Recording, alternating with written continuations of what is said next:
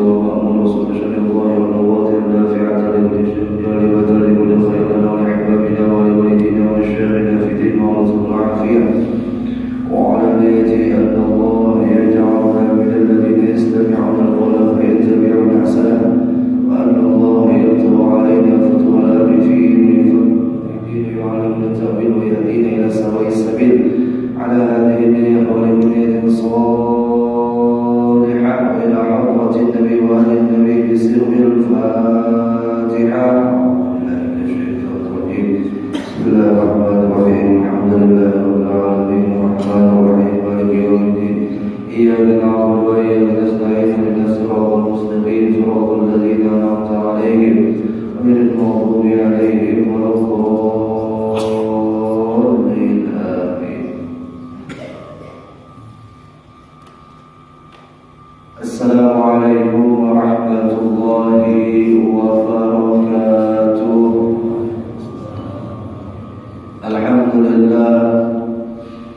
الحمد لله على إحسانه والشكر له على توفيقه وامتنانه.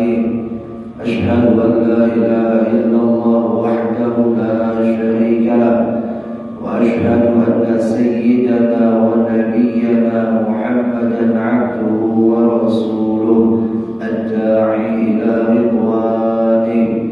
اللهم صل وسلم وبارك على سيدنا محمد وعلى آله وأصحابه ومن تبعهم بإحسان إلى يوم اللقاء ربي. أما بعد سبحانك لا علم لنا إلا ما علمتنا إنك أنت العليم الحكيم. لا حول ولا قوة إلا بالله العلي العظيم. نوينا التعلم والتعليم والتذكر والتذكير والنفع والانتفاع والإفادة والاستفادة والحث على التمسك بكتاب الله وسنة رسول الله صلى الله عليه وسلم والدعاء إلى الهدى والدلالة على الخير ابتغاء وجه الله ومرضاته وقربه وثوابه. وقال المصنف رحمه الله تعالى ونفعنا بعلومه في الدارين آمين. halaman 5 bagi atas bawah. ربما دخل الرياء عليك من حيث لا ينظر الخلق إليك. Al-Imam Syekh Ahmad bin Athaillah As-Sakandari rahimahullah beliau mengatakan terkadang riya itu masuk atasmu, artinya masuk ke dalam jiwamu, dalam dirimu. Min haitsu la yanzurul khalqu ilaik, sekira-kira kamu itu berada di tempat yang tidak dilihat oleh makhluk. Padahal asal muasalnya itu riya kan ingin dilihat makhluk. Ini ada riya yang inya ini mendapatkannya atau inya melakukan ibadah secara sembunyi-sembunyi tidak dilihat oleh makhluk, tapi riya itu masih ada. Jadi riya ini ada 3 kategori setidaknya di dalam pendapat para ulama. Riyanya itu li'ajlin nas, dia beramal karena manusia. Ini riyanya jelas. Kenapa? Karena bagi dirinya seorang sudah bisa mendeteksi bahwasanya ketika ia beramal di hadapan manusia, wah luar biasa amalnya. Sudah di belakang manusia, jangan pun beramal bisa ada beramal lalu. Ini jelas sudah. Ini ada riya yang kategori kedua, yaitu ia beramal kada dilihat oleh makhluk. Di kamar sholat tapi masih riya. Aneh kada Bapak Ibu? Tidak aneh. Kenapa jadi tidak aneh? Karena memang ria itu adalah penyakit yang merusak daripada keikhlasan beramal. Jadi ketika ia beramal sendirian, tapi masih ia mengharap dari amalnya itu mendapatkan balasan, supaya dipuji, supaya dapat karomat, supaya dapat kekhususiatan, supaya dapat keistimewaan. Bujur aja beramal di kamar, tapi ketika dia beramal ia tuntut bukan karena Allah, tapi karena apa? Karena supaya sugih masalah. Atau karena ingin dipuji, atau karena ingin dihormati. Ia tahu bahwasanya ujarnya di dalam Al-Quran, wa minal laili fatahajjad bihi nafilatan laka asa yab'atsaka rabbuka maqaman mahmuda. Allah menjanjikan bagi orang yang melaksanakan tahajud di sepertiga malam, yang mana Allah janjikan apa? Asa yab'atsaka rabbuka maqaman mahmuda. Niscaya Allah angkat makamnya kepada makam yang terpuji. Nah, ini beramal tahajud niatnya supaya diangkat tempat atau makam atau kedudukan yang terpuji, itu aja. Kadang-kadang beramal karena Allah. Maka ujar musannif Imam Ibnu Athaillah, ini orang masih dalam keadaan ria. Masya Allah. Pamam yang baca Quran, ya kan, sorongan ada yang tahu, ya kan. Baca Quran ini bagaimana? Biar boleh, anak biar boleh, biar baca. Tapi dalam hati dia membacanya itu bukan karena Allah, tapi karena sesuatu yang dia tuntut apa? Keduniaan, imbalan. Maka itu termasuk ria yang sifatnya tersembunyi. Ya Allah. Kan sebelumnya misalnya kita membahas masalah nafsu yang berada di maksiat zahir dan nafsu yang berada di maksiat batin. Ujar musannif itu Imam Ibnu Athaillah mengatakan bahwasanya nafsu yang mengarahkan orang itu untuk melakukan maksiat zahir terlebih mudah obatnya ketimbang nafsu yang mengarahkan orang itu melakukan maksiat batin. Itu sulit untuk mengobatinya. Lalu bagaimana Ustaz solusinya? Maka itu kita paling mudah beramal. Menunggu kita ikhlas hanya beramal, kada beramal. Bukan jadi beramal, menunggu ikhlas hanya beramal, jamin kada bakal kau beramal. Lalu kayak apa solusinya? Perangi itu ya, bukan dijauhi, perangi. Kayak memperani, sudah kita dapat ilmunya nih. Apabila kita beramal masih mengharap sesuatu yang mana sesuatu itu untuk kepentingan pribadi, bukan karena Allah, bukan merasa ditolong oleh Allah, tapi hanya untuk dunia, untuk sugih, untuk pangkat. Berapa banyak orang beramal hanya untuk itu. Lalu disebutkan ini beribadah sebagai hamba sugih apabila dia beramal atau beribadah untuk sugih. Mau dia beramal untuk pintar, artinya hamba pintar. Mau dia beramal untuk surga, artinya hamba surga.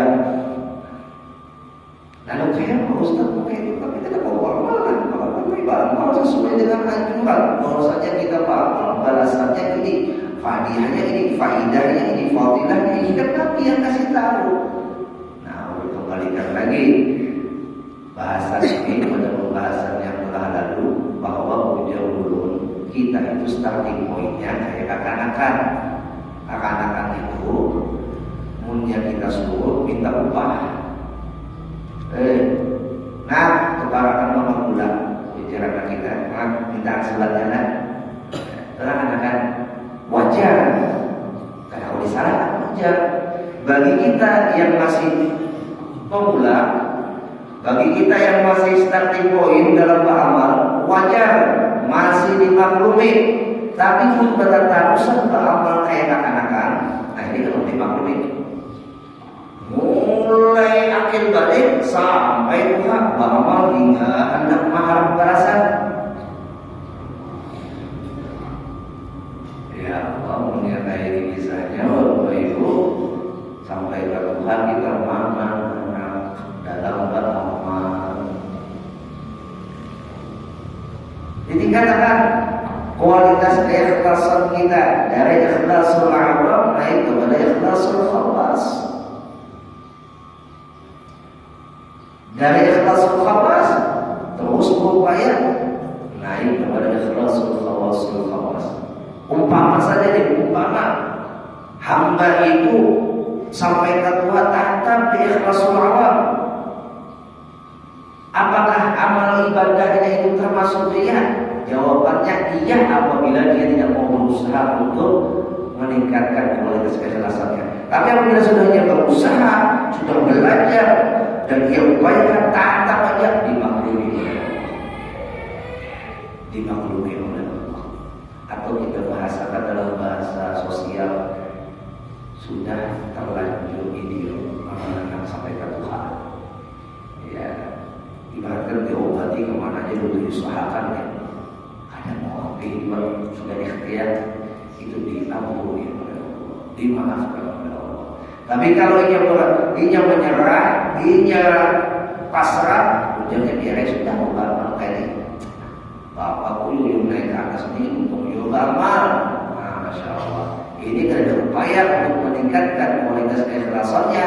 Maka yang dikhawatirkan oleh Imam Ibnu Athaillah orang tersebut akan hangus amalnya, sia-sia dimakan oleh riya.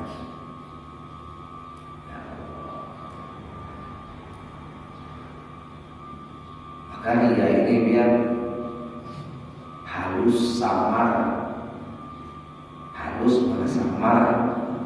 Kalau kita umpamakan itu kayak samutiran berjalan di padang kadang. Ngalih di mengkadada tahu ilmunya apa itu riya. Kita sangka hati kita terjun aja dalam beramal. Kita sangka ya, ketika kita beramal minta ini minta itu sampai ke Tuhan jujur aja ya. Sudah tahu kita alhamdulillah ilmunya ternyata selama ini aku beramal ya, kadang naik kelas ikhlasnya.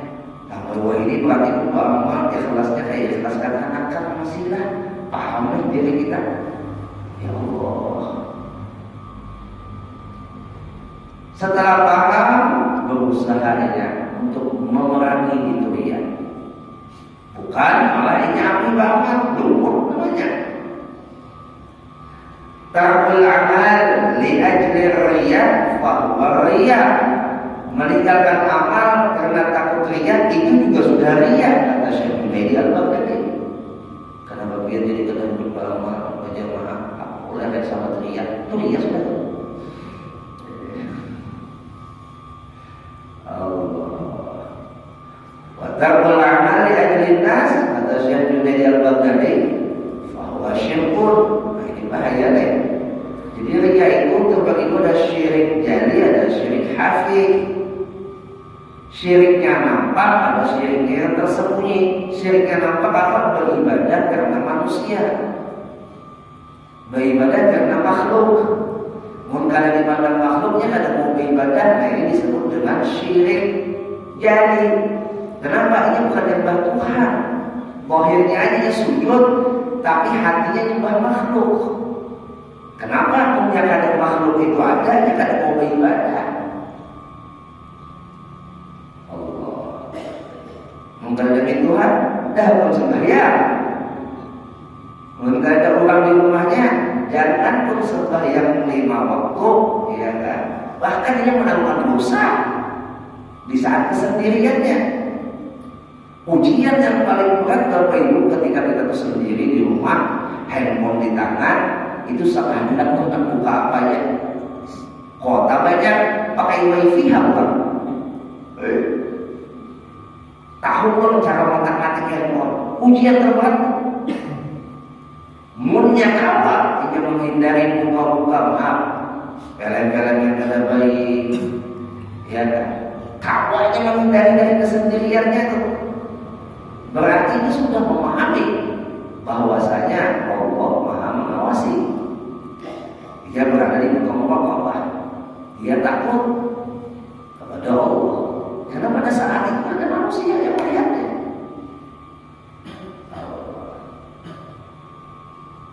Ujiannya di sini. Kalau kita lulus di saat kesendirian kita, Bapak Ibu, kita bisa menjaga diri kita daripada perbuatan maksiat. Habis itu kita bisa menunaikan kewajiban kita di saat kesendirian kita. Maka kita sudah bisa memerangi, bahkan menaklukkan yang namanya riya. Munnya di tengah orang banyak beribadah bagus. Kalau kita takut, ada boleh juga kita mengatakan orang ini ibadahnya bagusnya dia ada boleh. Pukulan riya itu hanya untuk kita. Kan boleh kita mengukur orang riya. Kenapa riya itu adanya di hati? Ya. Karena kalau kita pada hati gawian, karena kita ada tahu di saat orang itu di rumahnya. Nah, tahu kita jangan bilang-bilang memfonis orang riya, memfonis orang kafir saja bahwa kafir, memfonis orang syirik jadi syirik. Masyarakat muslim bahwa syirkur, barang siapa mensyirikkan orang muslim maka dia jadi syirik. Karena urusan hati. Ada kalau kita menghubungkan syariat masalah hati, karena yang tahu hati orang hanya dirinya dan Allah. Ya. Jadi Bapak Ibu rahimahullah wa ta'ala, bagaimana kita bisa memperoleh ikhlas? Ikhlas itu dikatakan mudah, tidak, dikatakan sulit, juga tidak. Kenapa disebutkan seperti itu? Karena sebenarnya ikhlas itu singkatnya, simpelnya adalah ketika kita sudah menjauhkan hati ini dari segala macam makhluk. Artinya segala apapun yang kita lakukan, kalau sudah tidak lagi didasari makhluk, maka ikhlas itu akan tumbuh. Kalau selama kita berbuat baik, melakukan ibadah masih ada karena makhluk, nah maka ikhlas itu susah untuk kita dapatkan. Intinya kalau kita hilangkan makhluk yang ada di dalam hati kita. Maka mungkin melakukan kebaikan kalau didasari sebab makhluk, siap-siap dia akan kecewa. Siap-siap dia akan kecewa.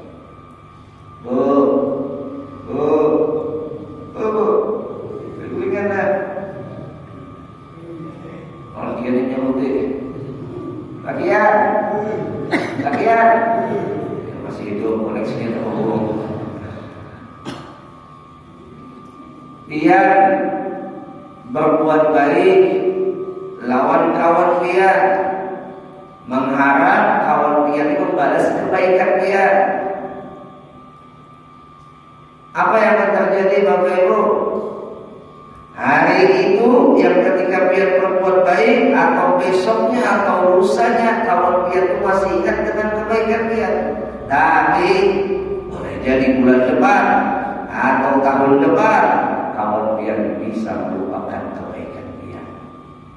Tapi kalau dia berbuat baik karena Allah, dikatakan tancapkan di dalam hati dia ketika berbuat baik. Kalau dia berbuat baik karena Allah, hari ini sampai kapanpun Allah jangan melupakan kebaikan dia. Jadi nol besar. Kita itu berbuat baik karena manusia, nol besar. Kenapa jadi sama besar? Tidak ada faedahnya, tidak ada manfaatnya. Yang ada malah kita sakit hati. Sama tuh biar mendidik anak. Biar mendidik anak berharap anak yang membalas kebaikan dia, ternyata Allah uji anak yang tidak mampu membalas kebaikan dia kecewa. Lalu apa cara kita untuk mendidik anak supaya anak kita itu ujung-ujung mendapatkan bimbingan kita dengan rasa banyak ujung banyak, rasa banyak itu berikit, itu dengan keikhlasan, ketulusan. Dulu lagu Subhanallah lagu hari-hari itu juga lagu hari. Apa lagunya? Cinta sejati yang bisa memberi tanpa harus menerima. Lagu siapa tuh? Ada yang tahu lah. Bahkan yang tahunya cinta sejati itu Ujar yang siap melakukan ya kan? Memberi tanpa harus menerima. Beri tapi kadang mengharap untuk dikasih balasan. Dan balik setelah selesai itu cinta sejati. Mun masih dia memberikan sesuatu luang anak pian, tapi besok dia mengharap balasan dari anak pian, itu bukan cinta sejati. Contoh Rasul Sallallahu Alaihi Wasallam, Nabi kita Muhammad, itu cinta sejati dalam umatnya. Tidak ada sedikit pun Rasul ingin minta balas dari umatnya. Yang ada Rasul Nabi kita Muhammad Sallallahu Alaihi Wasallam sampai ke akhir hayatnya yang sidin kita.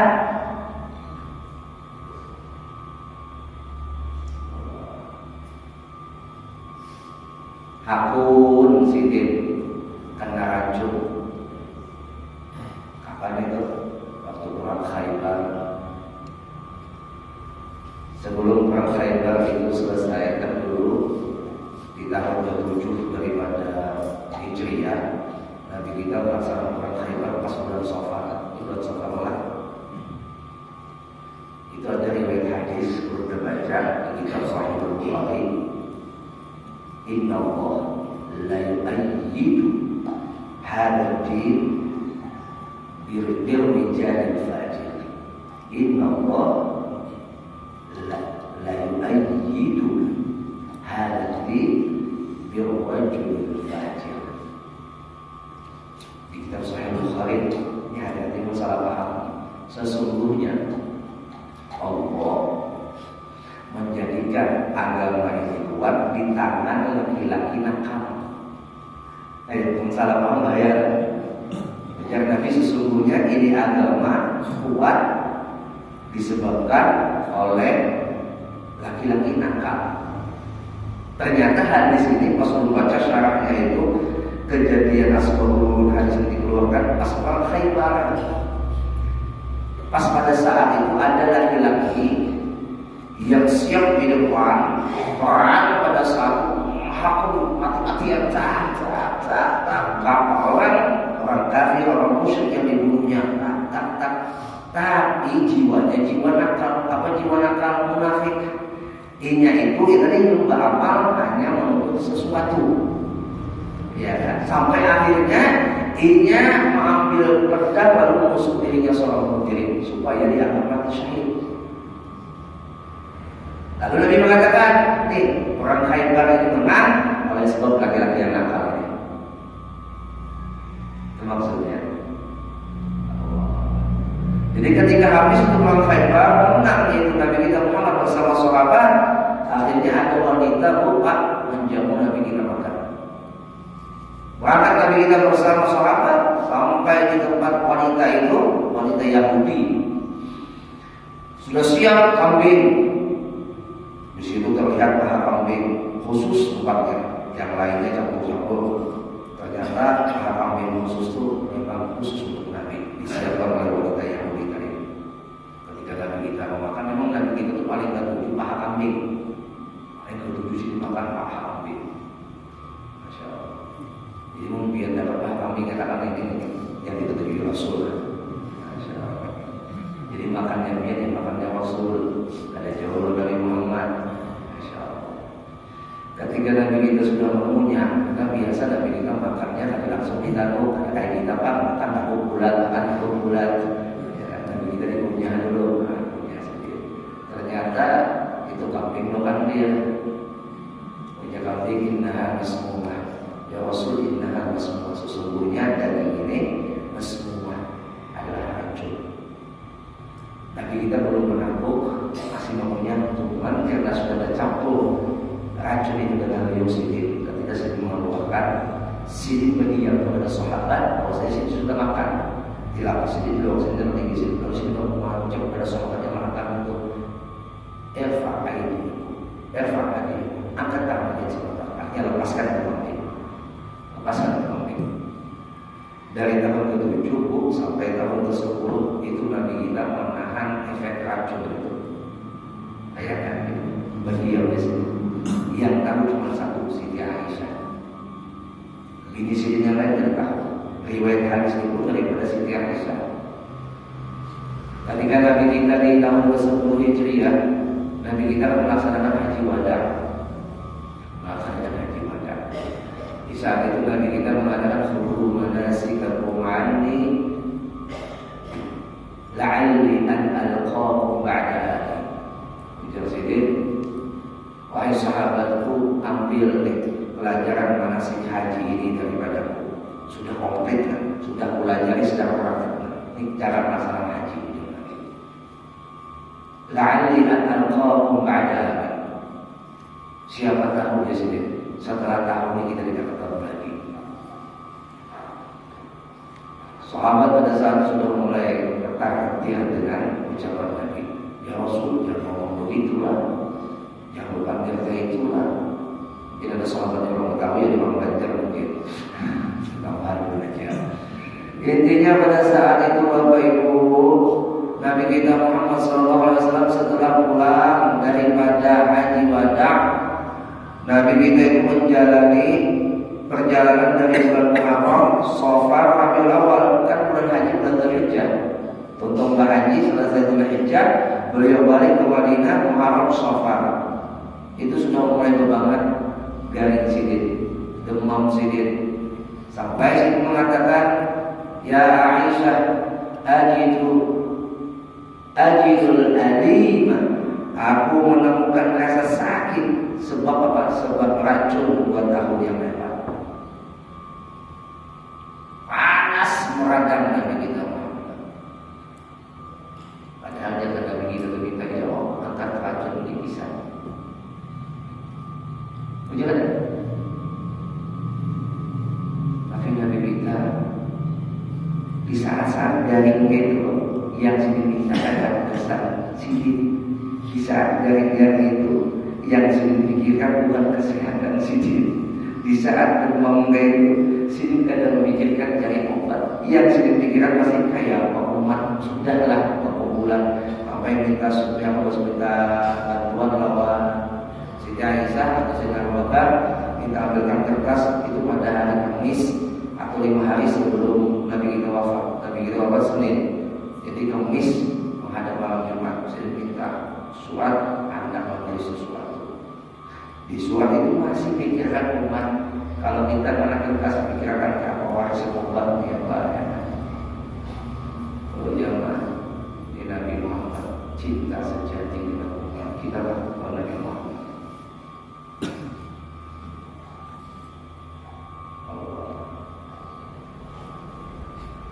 Ampun belakang sini.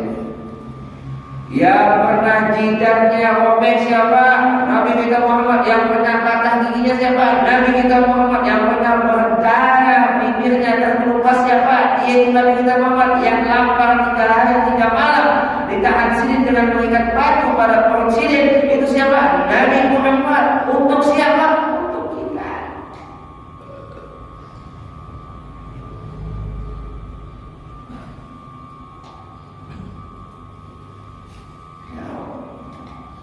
Sallallahu alaihi Sayyidina Muhammad sallallahu alaihi wasallam wa alihi sallallahu alaihi Sayyidina Muhammad sallallahu alaihi wasallam khairan sallallahu alaihi Sayyidina Muhammad sallallahu alaihi wasallam afdal ma jazaa nabiyyan ummati. Jadi Bapak Ibu rahimakumullah wa athabakumullah. Kadang kala kita membahas jasa Nabi Muhammad. Ujaran kita ini sudah kadang mau membalas jasa Nabi Muhammad, sudah tahu nih kita ini kadang bakal mampu membalas jasa Nabi Muhammad. Kayak apa aja harapnya manusia, kayak apa aja solehnya itu manusia. Kadang kamu membalas jasa Nabi Muhammad tahu sudah. Maka apa yang dilakukan, apa yang harus dilakukan tidak lain jaga nama baik Nabi Muhammad. Seorang kadang kamu mengangkat nama Nabi Muhammad, setidaknya jangan mencoreng nama Nabi Muhammad. Itu siapa yang gak sembahyang umat Nabi Muhammad? Yang sukan siapa? Nabi Muhammad. Itu siapa yang mabuk? Umat Nabi Muhammad. Yang sukan siapa? Nabi Muhammad. Itu siapa yang buka aurat? Umat Nabi Muhammad. Yang sukan siapa? Nabi Muhammad. Ya Allah, membadah cinta tapi hari-hari menyumpanakan Nabi Muhammad. Wujudan cinta Bapak Ibu pian akan menjaga nama baik orang yang pian cintai, bukan malah pian hinakan dengan kelakuan pian. Ya. Jadi Bapak Ibu rahimakumullah wa arhamukumullah, singkatnya Nabi kita Muhammad sallallahu alaihi wasallam hingga pada malam Senin itu beliau demamnya tinggi sampai minta ambilkan 70 ibrik. Ibrik itu wadah yang terbuat daripada kulit kambing, ibrik namanya. Diisi dengan banyak untuk apa? Untuk disiramakan ke awak sendiri, saking panasnya awak sendiri. Panas demam tinggi. Sampai akhirnya subuh Senin Sidin minta kepada Aisyah, wahai Aisyah, padahal abaikan, suruh abaikan menjadi imam di subuh ini. Sampaikan abaikan siapa? Sayyidina Abu Bakar As-Siddiq.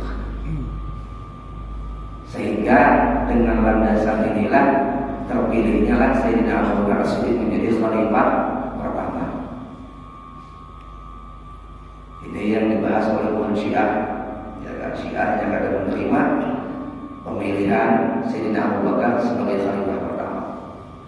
Dia memandangkan pemilihan khalifah pertama itu batal, itu bagi bukan Syiah. Mereka mengambil patokan al-a'immatu min Quraisy, pemimpin itu harus wajib daripada golongan Quraisy, yaitu dari keturunan Nabi. Hingga Syiah menghinakan Abu Bakar, Syiah menghinakan Sayyidina Umar, Syiah menghinakan Sayyidina Utsman, Syiah menghinakan sahabat yang lain. Bahkan maaf buat Syiah, saking keterlaluannya menyambat Siti Aisyah, itulah wanita pelakor. Itu buat Syiah. Jadi hati-hati anak-anak pian, jangan sampai kemasukan Syiah. Oh ini pian ada pulang sekelompok orang mendapat informasi sengaja untuk masuk ke Syiah, hanya untuk apa? Supaya kawan nikah kontrak. Kamu Nabi ya, bapak nikah kontrak selesai. Kita boleh, sudah dapat sanatnya. Oh maaf, sudah dapat ilmunya. Ilmu dari mana? Dari Syiah. Oh saya nikah kontrak boleh. Oh. Ada boleh bagi kita Ahlus Sunnah wal Jamaah, bagi mereka boleh. Itulah yang disebut dengan menyimpang daripada jalan Ahlus Sunnah wal Jamaah. Andai saja jangan sampai kemasukan di kampung ini ada Habib yang Syiah. Andai saja kemasukan Habib Syiah, jangan diumpati, tapi jangan dibenci Habibnya. Jangan diumpati, tapi jangan dibenci. Sudah banyak sudah Syiah ini merambah di mana-mana. Di Jawa itu sudah banyak Syiah. Di Kalimantan Selatan mulai zaman Abah Gusur sudah dikatakan sini. Ya. Nah, jadi Bapak Ibu rahimakumullah wa a'lamukumullah. Alhasil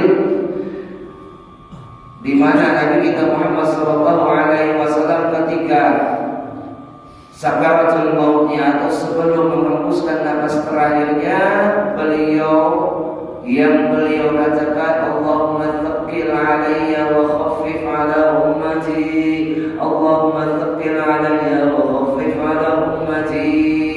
Apa artinya itu Ustaz? Artinya ya Allah, beratkanlah rasa sakit sakaratul mautku, tapi gantikan dengan ringankan rasa sakit sakaratul maut umatku.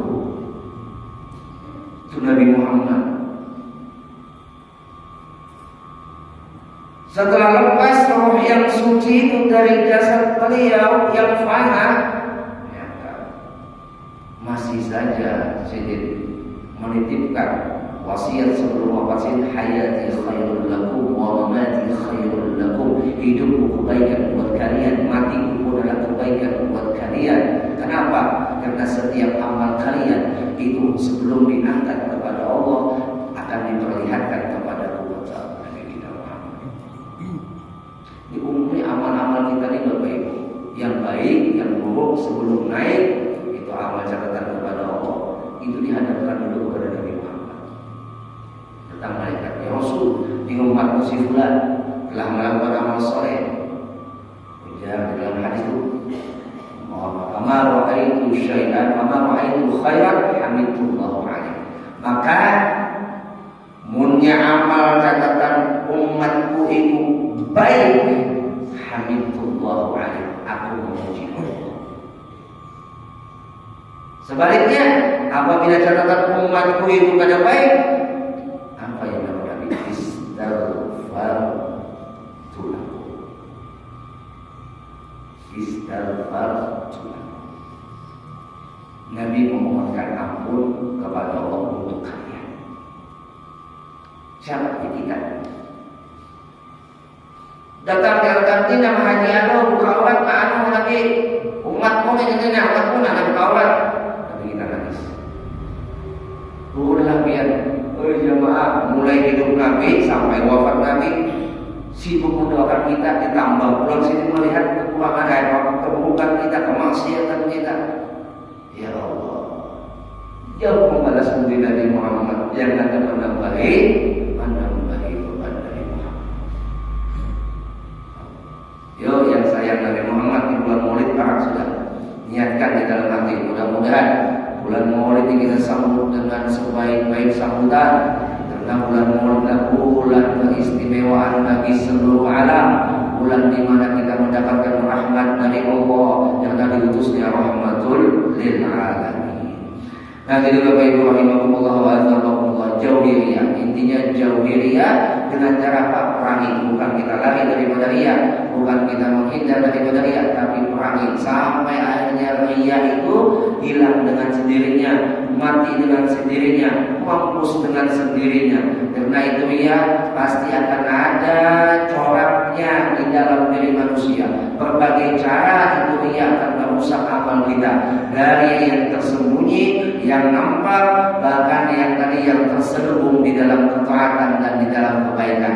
Zahirnya baik, kami amalin yatasawwaru bi suratin dunya min a'malil akhirah bi husnin niyyah. Berapa banyak amalan yang terlihat seperti amalan dunia, tapi hakikat amalan dunia itu ternyata esensinya adalah amal akhirat, menjadi esensi pahala nilai amal akhirat. Kenapa? Bi husnin niyyah, karena baik niatnya. Ayo perbagus niat kita karena Allah, ayo perbagus niat kita karena ditolong oleh Allah, bukan karena selain Allah.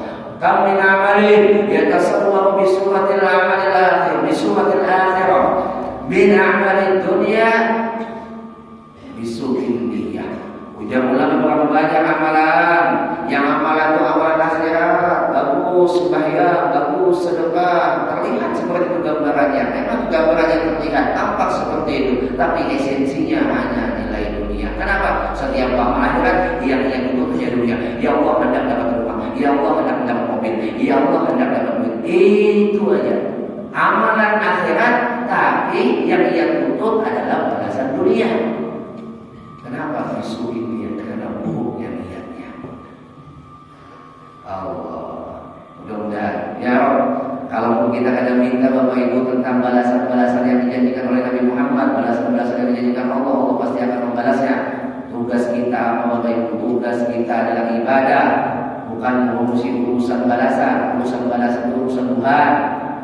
Yang membalas urusan Tuhan, dan urusan kita mengurusi urusan itu. Gawian kita apa? Sembah, dapat kebaikan. Selesai, insya Allah kita lepas daripada banyak pikir. Mudah-mudahan amin, Allahumma amin. Kita baca tahlil sedikit. Bismillah Fatihah 4. Kita hadiahkan kepada Sahibul Haul yang bernama adalah Al-Habib Ibrahim Al-Habsyi, Al-Habib Hasan bin Ahmad Bahrul, dan juga haul daripada Tuan Guru Sayyidi Syekh Muhammad Syahwani Abdul Bagir. Ala hadhihi wa li